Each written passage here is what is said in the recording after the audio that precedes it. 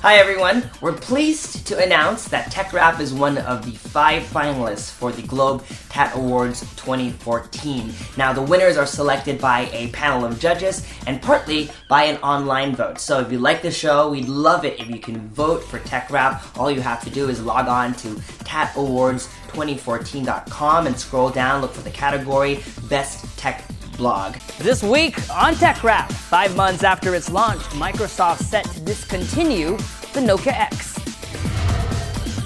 Rumors of an aluminum Samsung smartphone are still alive and well. Will the Galaxy Alpha steal headlines from the iPhone 6? And we unbox the Huawei Ascend P7.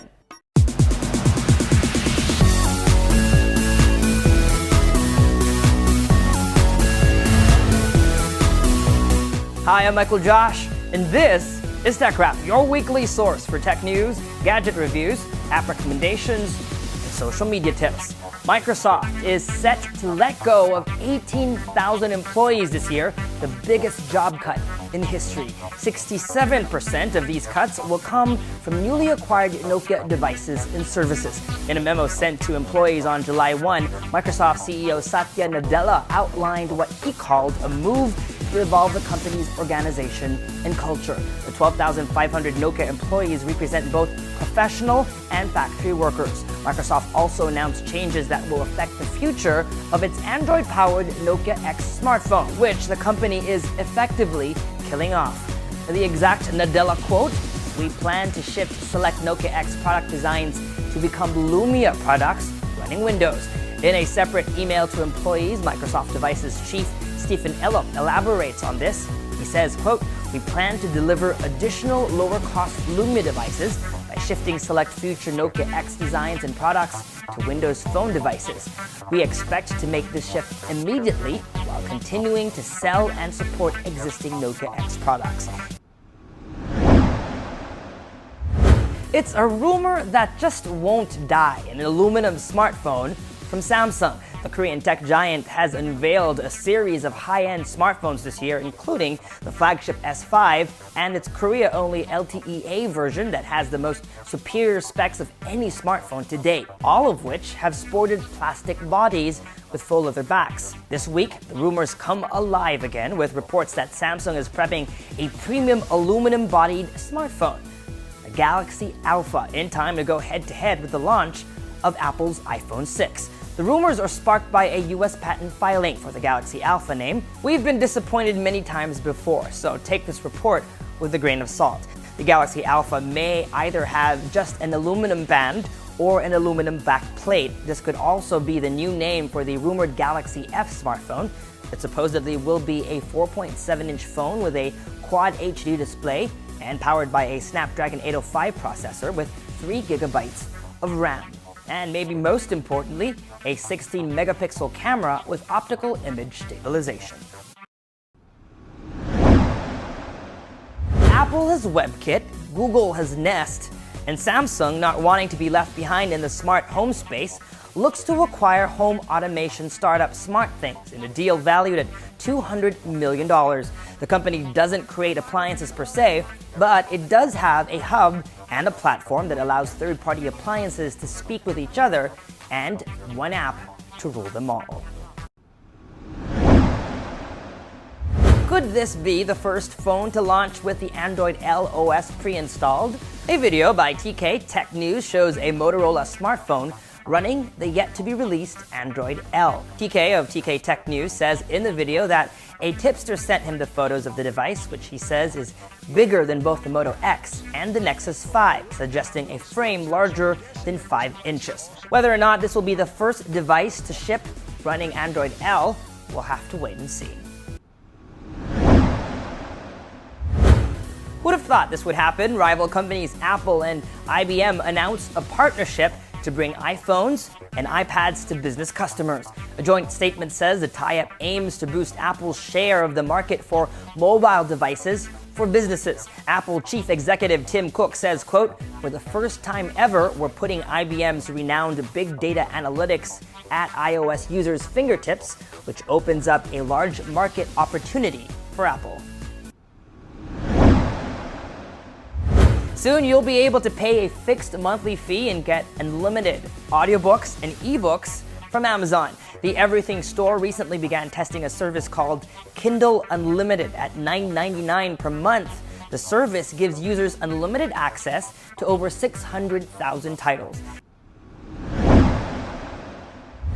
BlackBerry hopes its upcoming Square smartphone, the Passport, will breathe new life into the company. The phone will run on an updated version of BlackBerry 10 OS. Version 10.3 to be specific will include its own virtual assistant that hopes to rival Apple's Siri and Microsoft's Cortana. Not much has been revealed about it yet, except that it will get smarter the more you use it. Following 2 successful flash sales, Xiaomi's flagship Mi 3 smartphone is now available permanently on lazada.com.ph. The phone retails for 10,995 pesos and comes with a free prepaid Globe SIM card.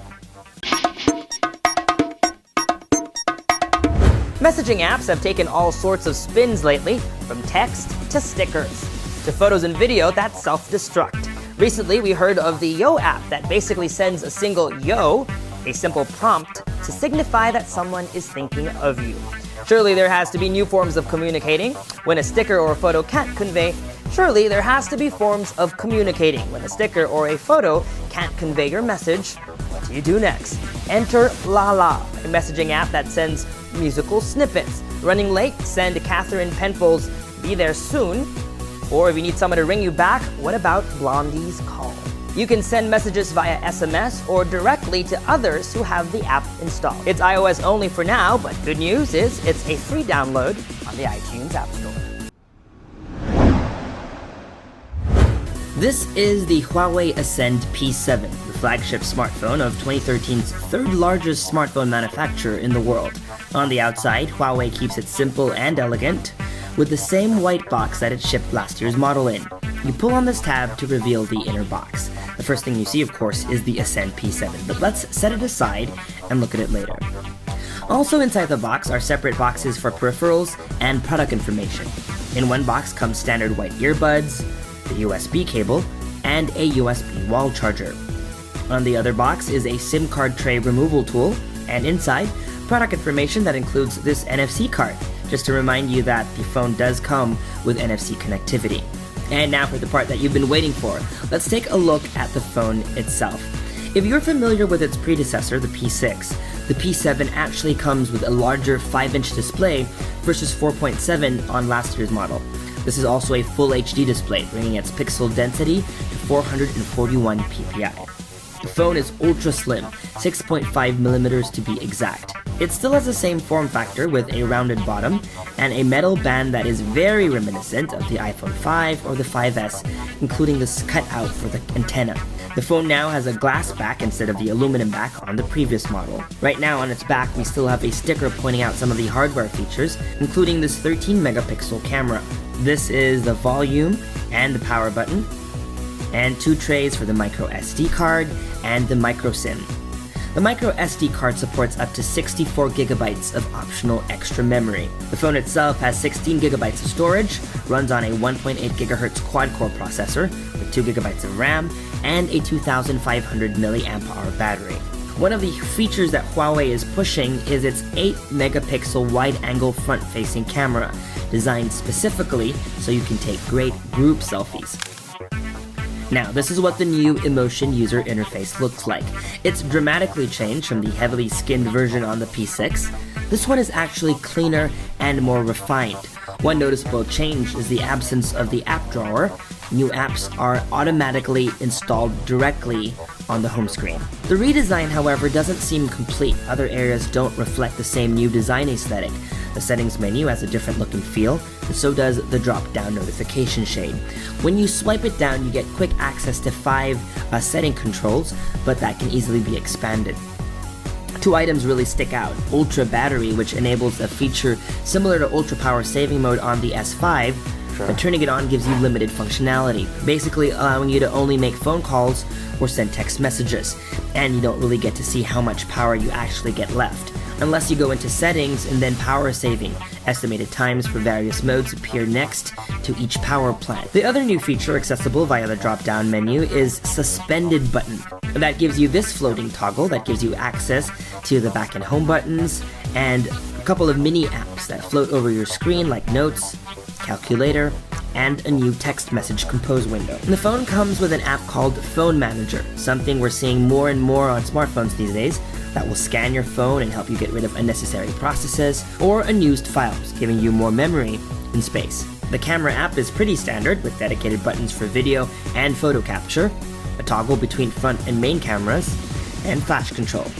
Over here is a list of smart modes: normal, smart auto, beauty, HDR, panorama, and filters that give you live previews. Audio Note lets you attach audio to your photos. Best Photo takes a series of photos and lets you pick the best one. And one interesting feature that you don't see a lot called Watermark. You can pick from a couple of preset watermarks, but unfortunately, there is no option for you to insert your own image. That would have made it a killer feature.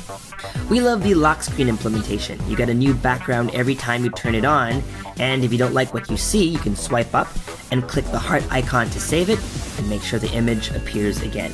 The swipe up menu also gives you quick access to the camera's flash, which you can use as a flashlight, and mirror, which basically turns on the front-facing camera. If you don't like the way the UI looks, you can change it via the Themes app. There are several pre-installed themes, including Pure, which is a rehash of the UI on the P6, which I didn't like too much. Changing a theme will change the desktop wallpaper and the icons, but like the UI makeover, it feels incomplete as the settings menu and drop-down notification shade stay the same. Last thing I want to show you is a settings item called Home Screen Style, which allows you to switch from standard to simple mode. Simple mode gives you large buttons instead of icons and is aimed at those who are a bit more technically challenged. And that was a quick look at the Huawei Ascend P7. The phone retails for 20,990 pesos in the Philippines. And that was TechRap. For the latest tech news, visit rappler.com/technology. Follow Rappler on social media, join our conversation online, and if you have any questions, send us emails. All the details are below. That's all for this week, folks. I'm Michael Josh. Thanks for dropping by.